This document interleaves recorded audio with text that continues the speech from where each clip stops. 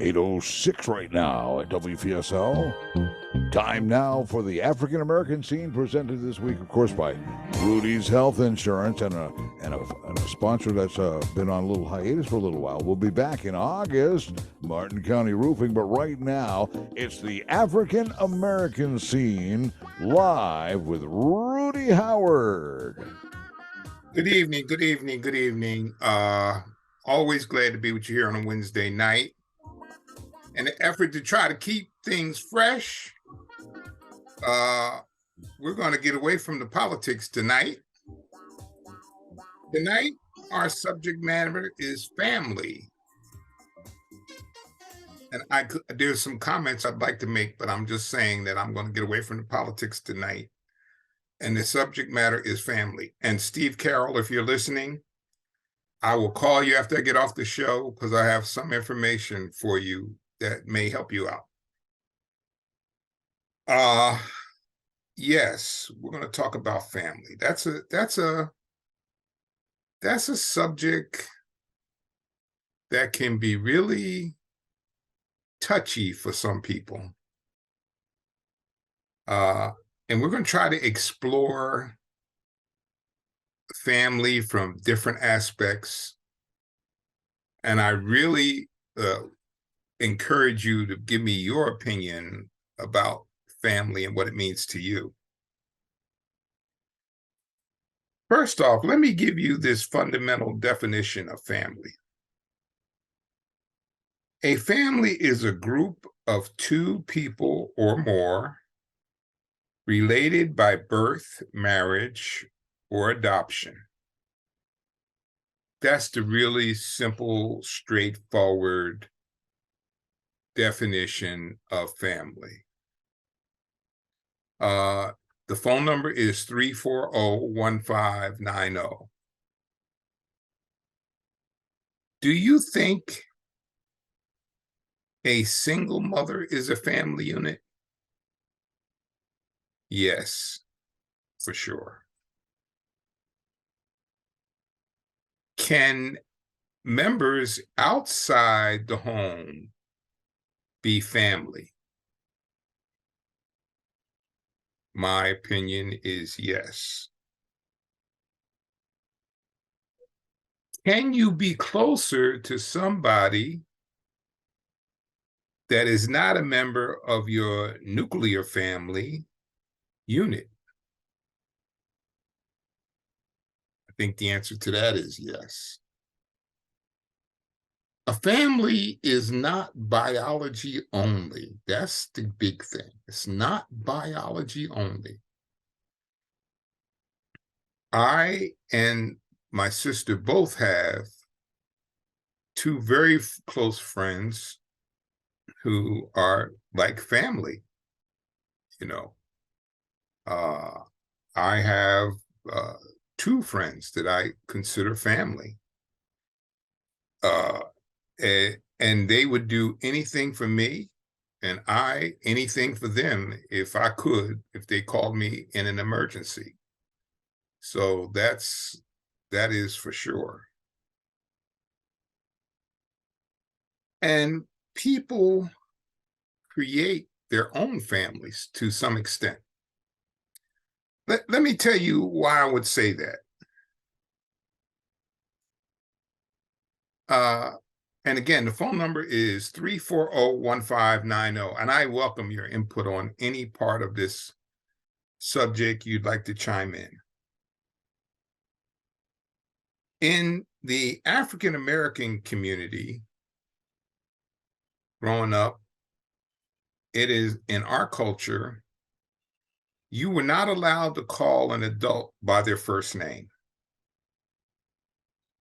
That was just taboo. You didn't call any adult by their first name when you were a kid because those adults were not your friends. Some might consider that old-fashioned. And I incorporated the same level of discipline with my son. And then he wanted to know why sometime his friends would call me by my first name, which most of the time I just ignored them, but most of them called me Mr. Howard. And I said, I can't be responsible for them. I'm responsible for you. So in the African American community, and I think if there's anybody listening that is an African American, they will completely agree with what I'm saying. Close friends of the family were often referred to as aunts and uncles. So, you had an Uncle Jesse or Aunt Luana or whatever. And that was part of the tradition, that if there was another family that you were very close to, you referred to them as aunt or uncle. Now, another very important issue with family is the development of overlapping networks. So when I say overlapping networks, what am I talking about? I mean, that's a mouthful, huh? Well, when two people get married, you have overlapping networks. Two families are now joined together through the union of man and woman. Now, it can get even more complicated, though, because when a couple gets divorced and one of them remarries, again, we have overlapping families. These overlapping families can make it very challenging in creating family dynamics. Not impossible, but it does make it challenging, because you're sometime bridging two different cultures together. One of the most specific instance of that is with interracial marriage. You have a very significant overlap of families when there is an interracial marriage. And it almost always involves merging of two different cultures. The big challenge is for the kids. One of the things that I got out of reading Obama's book was he was very challenged about figuring out who he was early on. And he had a particular dynamic most people would not be involved in, because his father was African, his mother was white, and then she remarried an Indonesian guy. So he's got all this mix up in him. And now here he is, and he has to figure out exactly who he is. Now, here's some of the changes that have kind of taken place over the years. Do they have to decide whether they're white or black? And the answer is no, they don't. Not anymore. In the past, when I was growing up and you had a child of mixed race, there was nothing to decide. That child was considered black, period. That's not so much so today. Again, the phone number is 340-1590, 340-1590. Now, there is a high probability of success, more so today than in the past, because of the public acceptance for mixed race couples. The parents, though, must strive to make their children comfortable with both worlds. This may be very challenging for a couple because of the cultural differences, food, religion, music, and discipline. There could be differences in all of those things from a cultural perspective.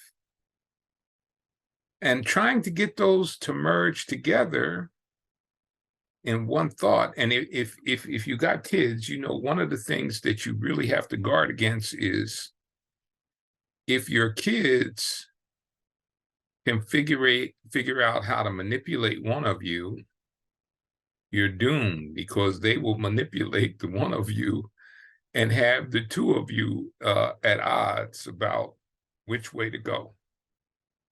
So not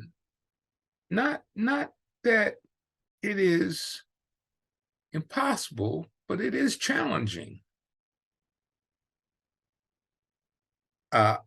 There is less tension than in the past because it's much more well received by people out in the public.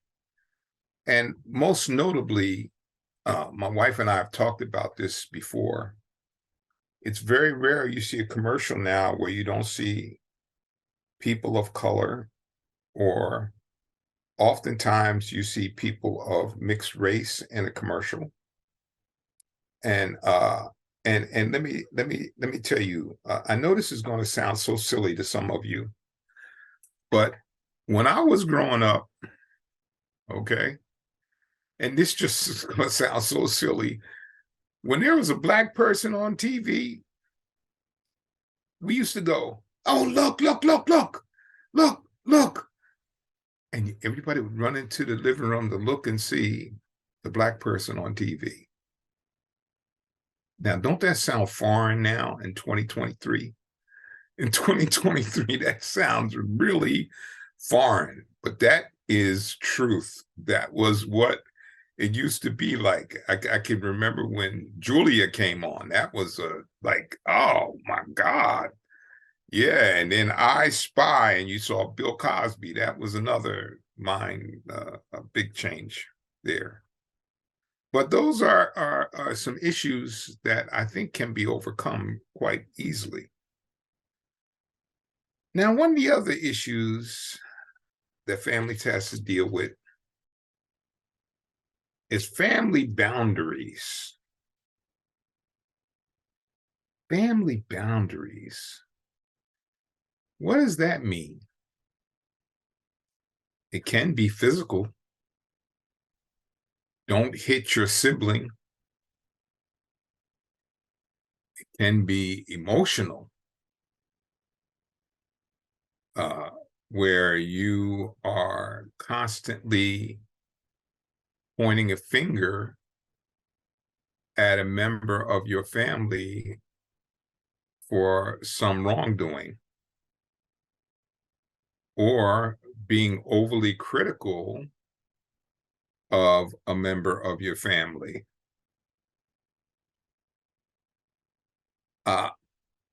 The other important issue is a right to privacy.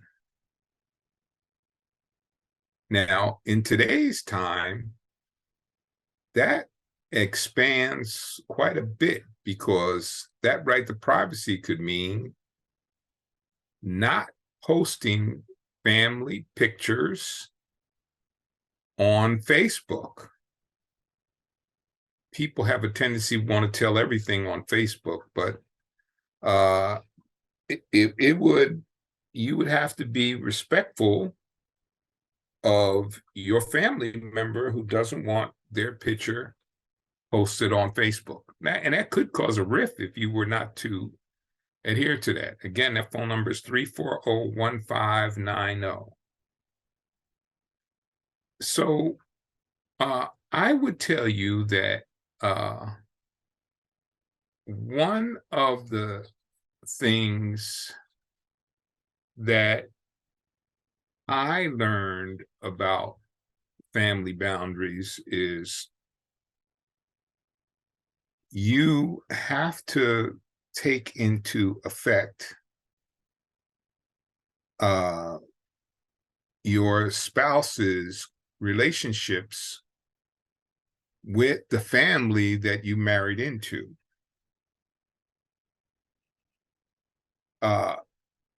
Another family issue: don't take my things. That sounds kind of trite, I know, but maybe you have some golf clubs in the garage or some tools that you cherish, and a member of your family comes in and takes those things without your permission. That can cause a rift. And here's another one that's kind of important, and it's caused a lot of trauma in families in the past few years. Each member has a right to their own politics. It is not a death knell that somebody believes in something different than you. Now, of course, you are going to have discussions where you may be trying to persuade them over to your point of view. But in the end of the day, you have to respect the other person's point of view, even if you disagree. What is a dysfunctional family? It is the goal for every family to have peace and harmony. That's the ultimate. That is the hopeful end result for all family members. But there is many points of contention that can cause families to split apart. And sometimes irretrievable differences that can't be mended. But I really think one should carefully consider about a dysfunction that is permanent. That I don't think does anybody well in the long run. Well, we're going to take a little break.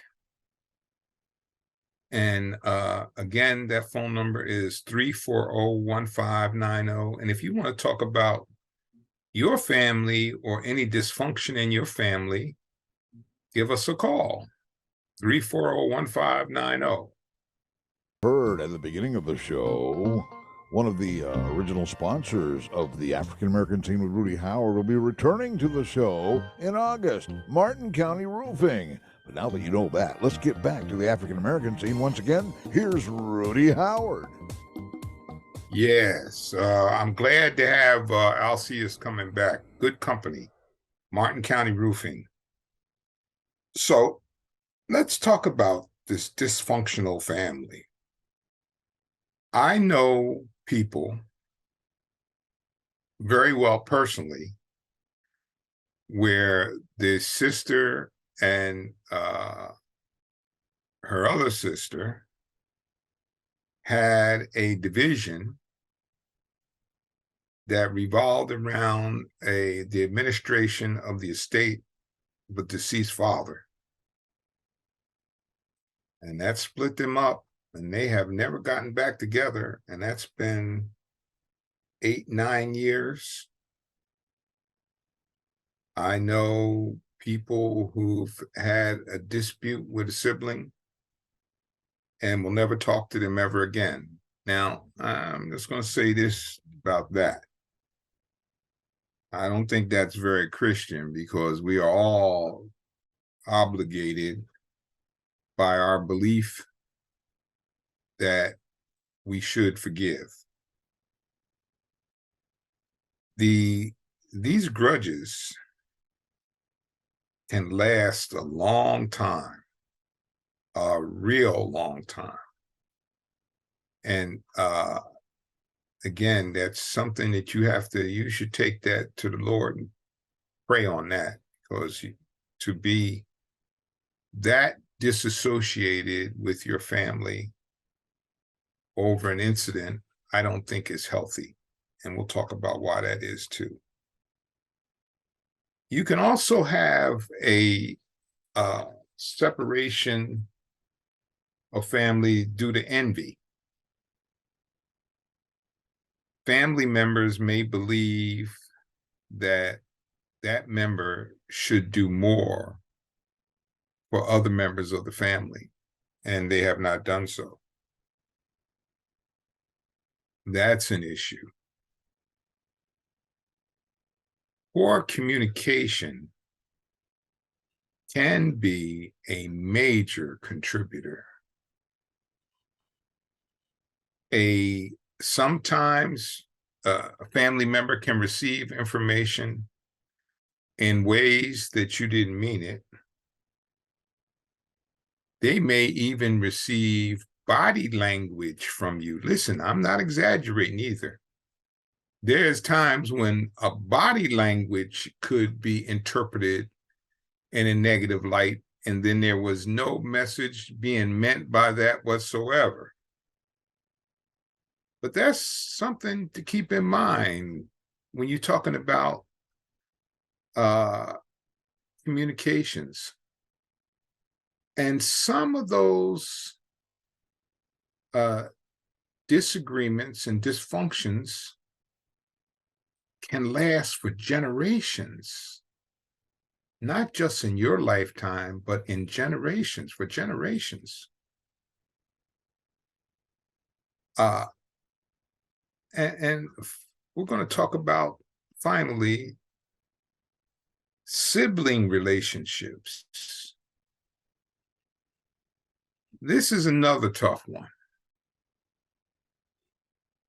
And we talked about the overlapping network that takes place when two people marry.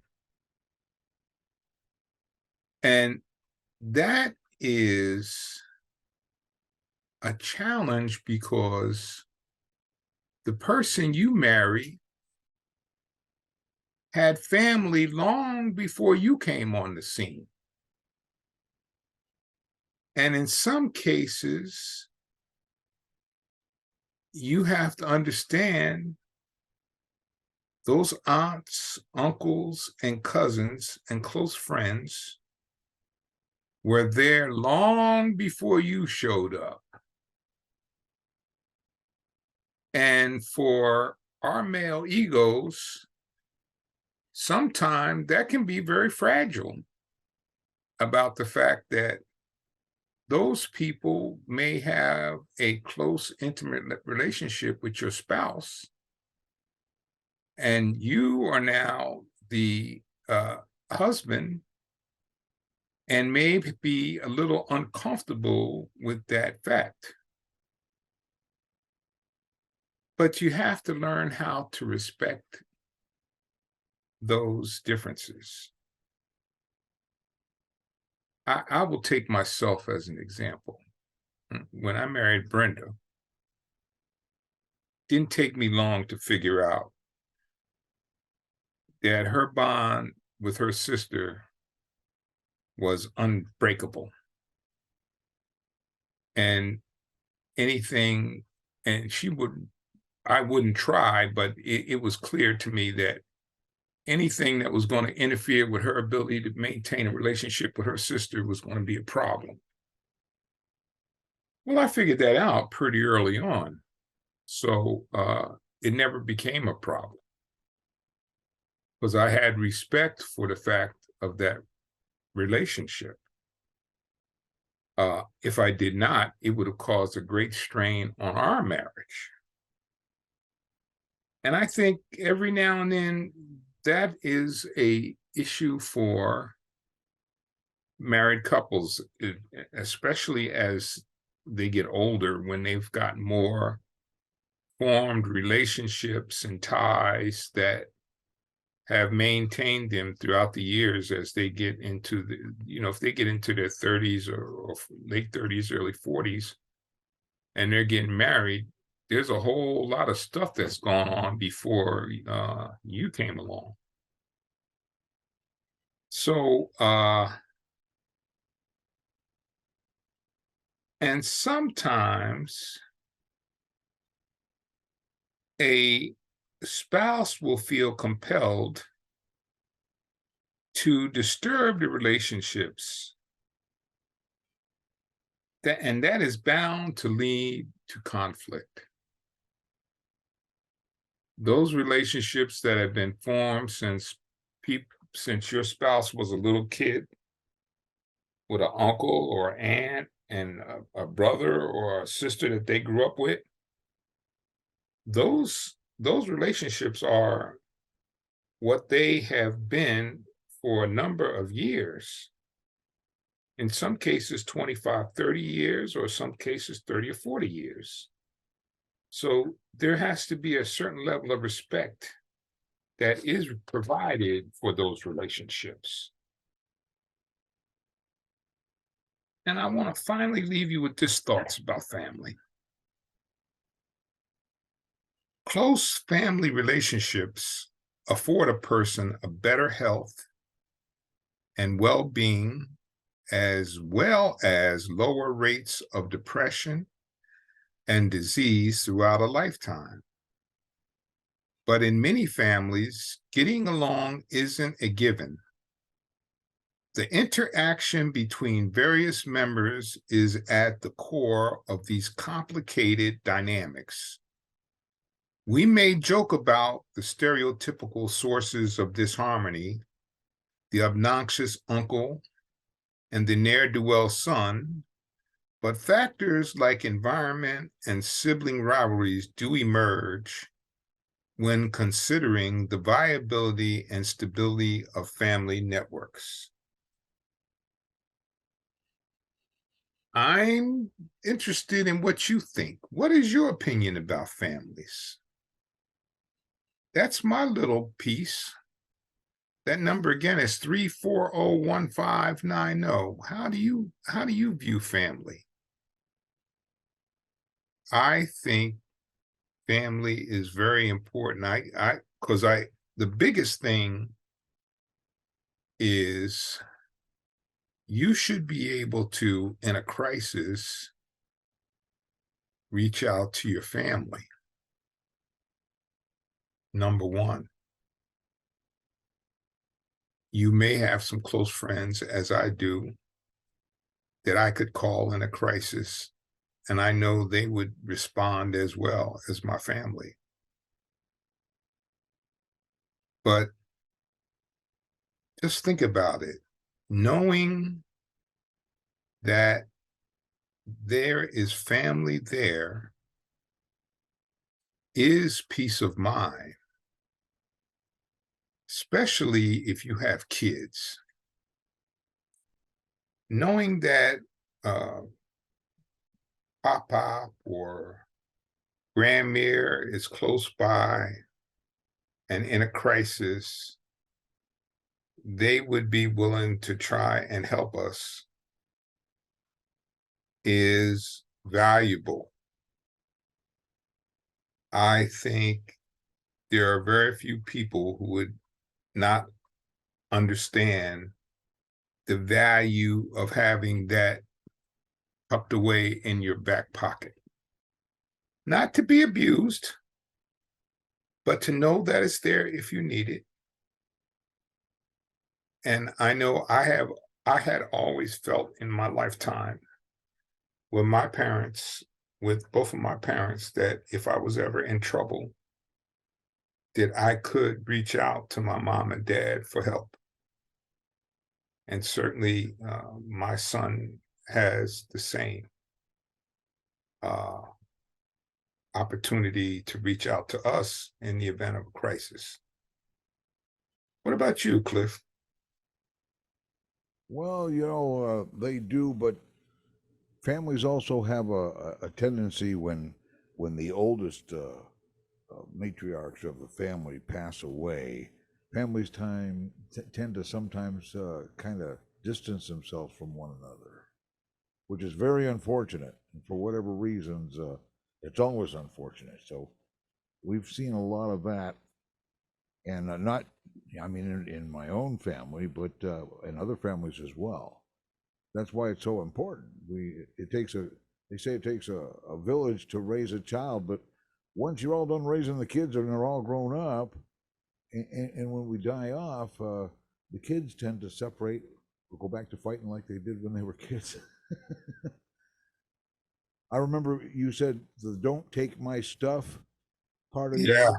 well, after my parents passed away, all the kids we're all over the country now, and we all converged, except for my youngest sister, and my brother was there, and she called me up and said that he's over there taking all of her stuff, and actually he wasn't. It was perceived by her that it was because she wasn't there. We were all here, and she was just imagining that everybody's taking her stuff or her part of what was left when we were clearing everything out of the house. So you got to keep that in mind while you're raising your family. To go ahead and remind everybody that after we're gone, you're still family, like it or not. You'll still be family. You'll still be siblings when we're gone. So keep that in mind and remember that. Yeah, and it requires some effort too, Mhm. because it's not always easy. And there comes a time when you may not like each other very much because of one thing or another. Uh, and through the grace of God, you have to be able to put that behind you and carry on. But there certainly will be times when that is the case. But I think, I think it's always been, I've been very blessed. I I say that, and I'm sure my sister would say it too. I've always had a mother and father. I don't know what it's like to not have a mother and father. That was the way we were raised. Bumpy and rocky as it was from time to time, there was always a mom and dad in the house.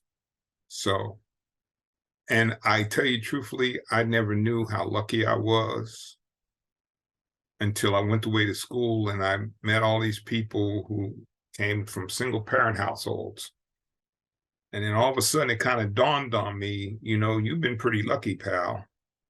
You had a mom and dad that participated in your life all along. So, and I can tell you for sure, my dad worked, he was working something. He usually worked two, sometimes three jobs.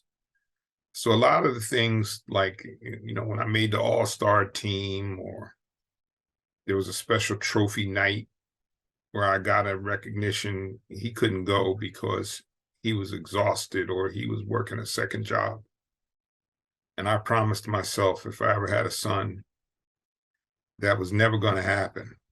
And he'll tell you it didn't happen. I was at practice, I was at games, Sometimes he wanted me to shut up because I was on the sideline yelling.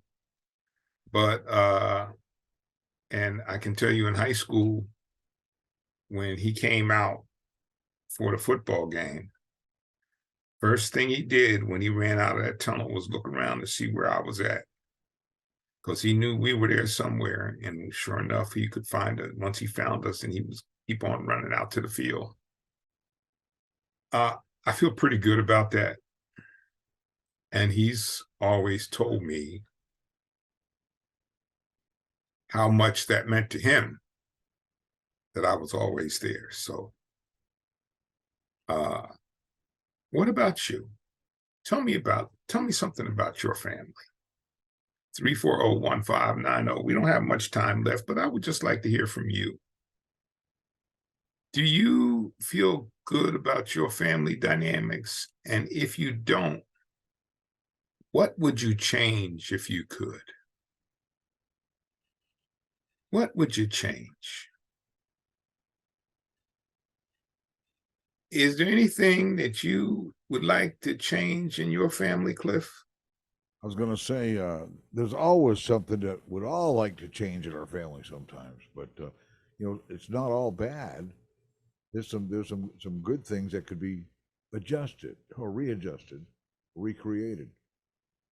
But as far as everybody goes, I'm okay with it all. I'm okay with them. They're somewhat okay with me to some extent. Of course, if you know me, that that's like an inside joke. But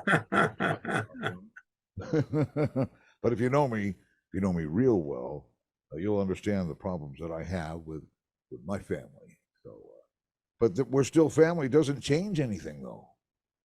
Yeah. That's the wonderful thing about it. Yeah. Well, that's part of why I read that last stanza, that your family can get you through some difficult times when you have them, because they're like a cane you can lean on when you're a little wobbly, because all of us, no matter how strong you are, no matter how confident you are, there's times when a little self-doubt may creep into you. And there's nothing like a strong family member that can provide you uplift to keep going forward. That's for sure. I can tell you, in the early stages of starting my insurance agency, those first 2 years was just absolutely horrific. I sometimes had 2 and 3 checks in my drawer that I couldn't cash because there was no money. And my wife stood strong and just kept encouraging me to keep moving on. And so I did.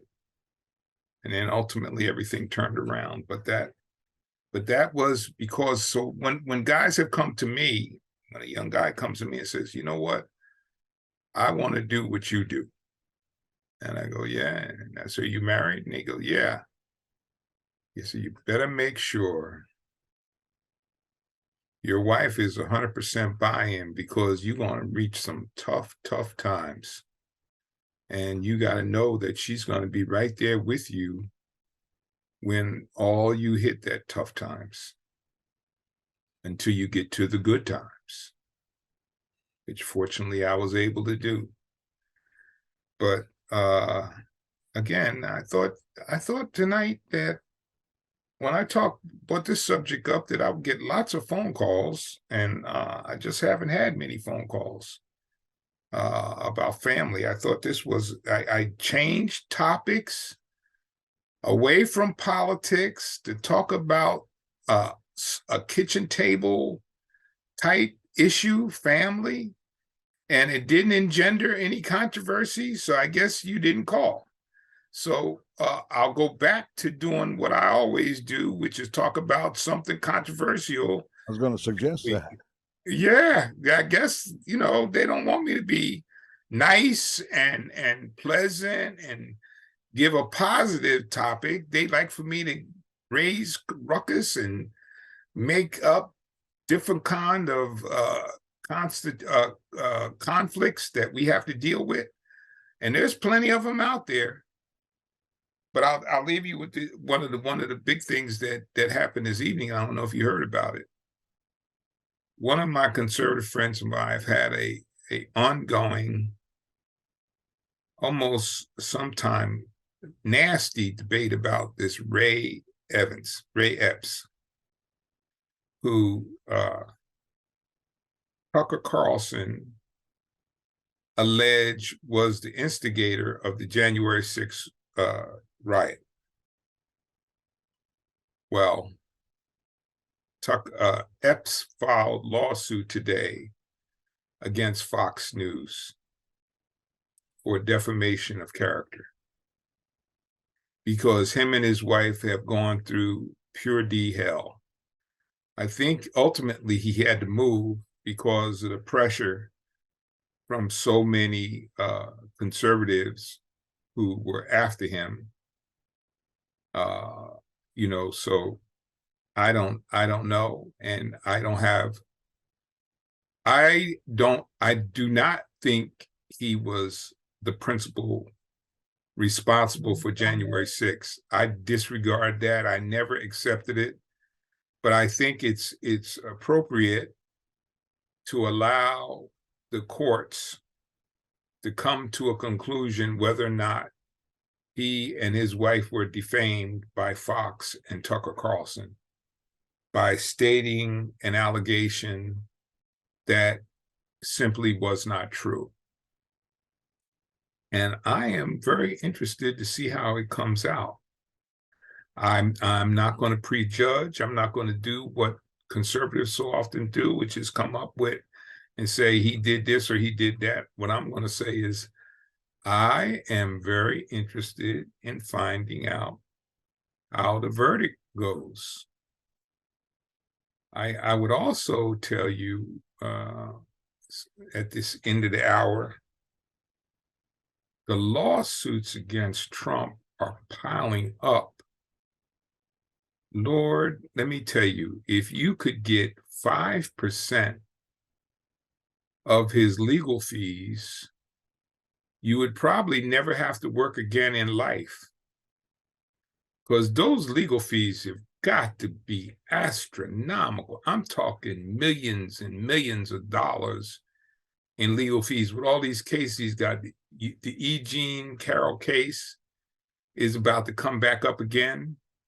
He's got the case in Georgia where that is the grand jury is getting ready to make an announcement in the next few weeks. And then you got Jack Smith, the bulldog, who's after Trump. And I think he is just absolutely mercilessly going after him. And Trump doesn't help things. Like he, at one point, tried to talk about Jack Smith cowering when making his allegations.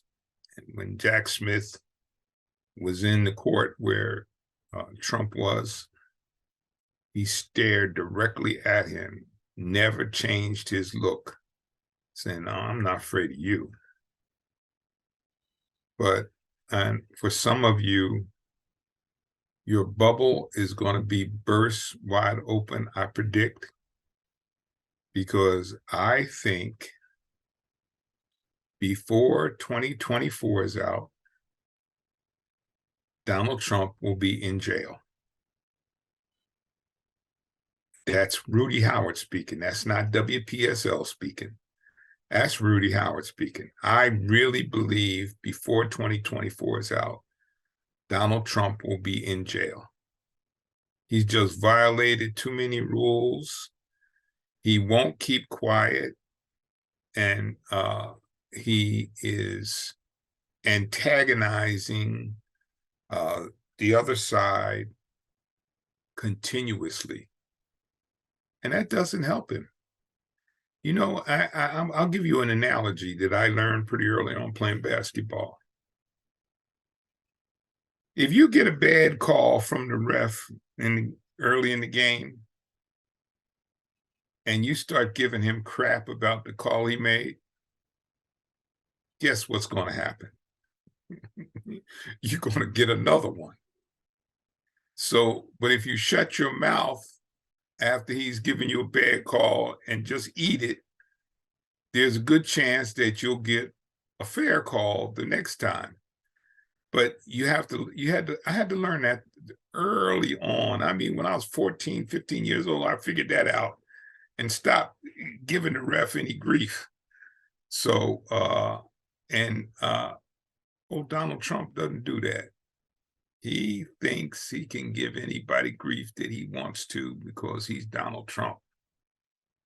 And guess what? I think there's people out there now trying to prove to him, oh, yes, you can.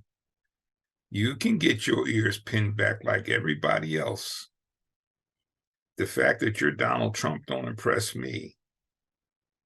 So, again, you heard it first from me.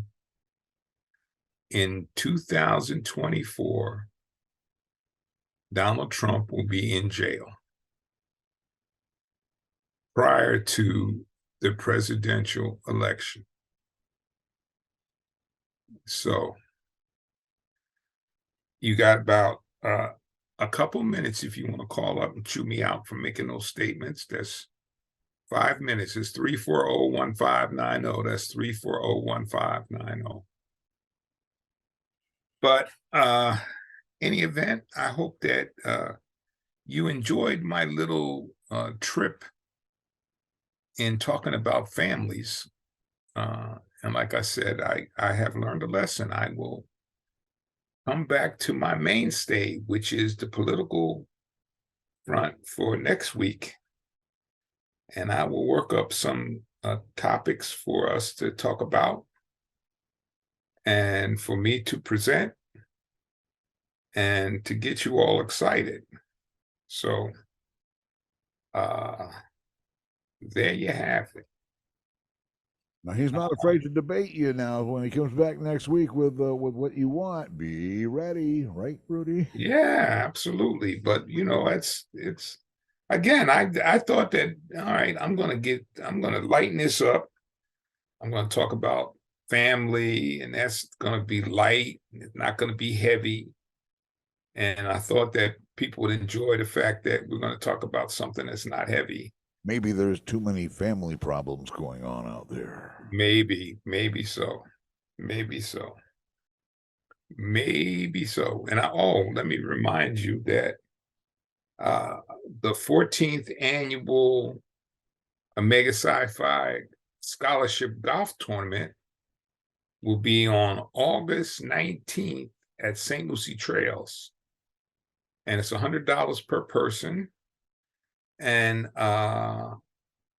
welcome. We'd love to have you participate. I know in the past, several of my listeners have signed up to play. If you haven't been to St. Lucie Trails, it's now all private country club. And it's very nice. And you would enjoy the outing. I have a $10,000 hole-in-one on hole number 2. So if you're lucky enough to get a hole-in-one on hole number 2, you'll win $10,000. And I will personally be out there monitoring hole number 2. So you can also have an opportunity to meet me and shake my hand. So if you want to play, it's $100 a person. And give me a call. We'll get you an application, get you signed up. And that's about it. What's the date of this event again? August 19th. Okay. August 19th at St. Lucie Trails Country Club in St. Lucie West. Okay. And it's going to be a golf tournament with a $10,000 hole-in-one on number 2. Huh? Yeah. 9 o'clock shotgun start. Okay.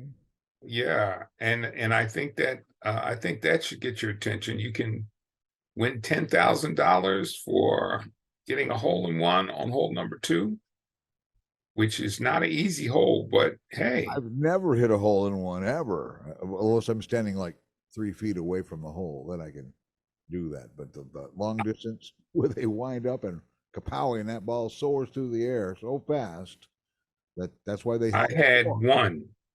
You have, all right. Yes, at Indian Town Golf Course. I had a hole in one. All right. Yeah. Oh, by the So way, of course, this show, of course, has a great sponsor. It's called Rudy's Health Insurance, and an old sponsor's coming back. Martin County Roofing will be back with us in August. But when it comes to Rudy's Health Insurance, there's a lot of Medicare questions going on right now. If somebody's turning 65, they should give a call over to Rudy's Health Insurance. What's that phone number over there? 475 8856. Right? And remember that if you have any Medicare questions, you give Rudy a call. If you need insurance, period, health insurance, call Rudy Howard. He's Yes, I can help you. right. And there's a lot of people out there pushing stuff at you, especially in the Medicare area. You need to make sure you're talking to a trained professional like myself. Absolutely. But I'd like to thank you so much for tuning into the African American scene. God bless and be safe. And I'll see you next Wednesday right here for the African American scene. The African American scene brought to you by Rudy's Health Insurance, and Martin County Roofing will be back in August. This is WPSL Port St. Lucie, the talk of the Treasure Coast.